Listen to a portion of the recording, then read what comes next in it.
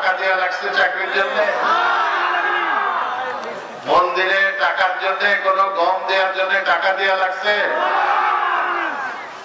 ইনশাআল্লাহ আগামীতেও যদি আপনারা আমাকে ভোট দেন, আপনারা এইভাবে থাকবেন, শান্তিতে থাকবেন। আমরা সব সময় চাই যে আমাদের দেশের নাগরিক, আমাদের এই মাগুরার লোকজন, সে যেই ধর্মেরই হোক, আমরা তো আসলে কি বলবো, প্রতিবেশী।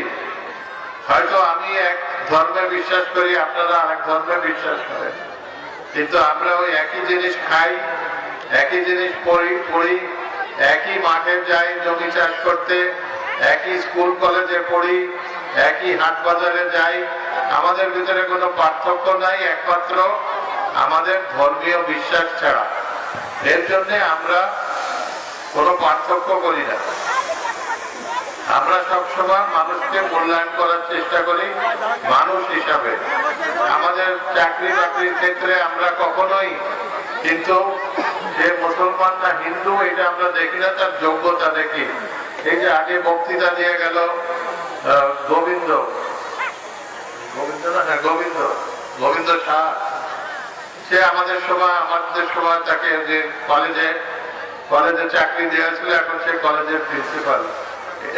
এরকম অনেক আছে।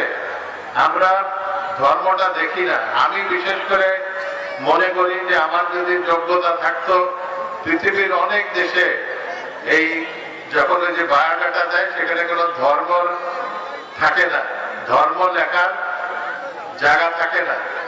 এবং মেয়েদের ক্ষেত্রে বিবাহিত না অবিবাহিত এইটাও থাকে না।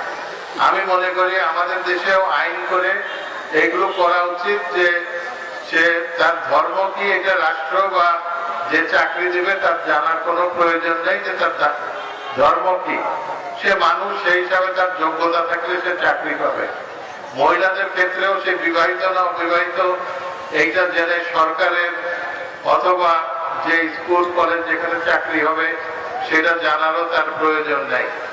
আমরা মানুষকে মানুষ হিসাবে মূল্যায়ন করার আমি চেষ্টা করেছি।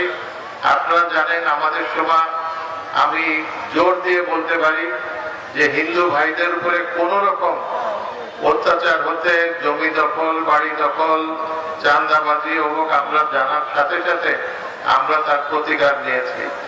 আগামীতেও ইনশাআল্লাহ আমরা সেটা নিব। আমরা আশা করি যে আপনারা অতীতে যেরকম আমার সাথে ছিলেন, আপনারা ভবিষ্যতেও আমার সাথে থাকবেন, যাতে আমরা এই এলাকাটাকে, আমাদের এই এলাকাকে আরো সুন্দর করে গড়ে তুলতে পারি।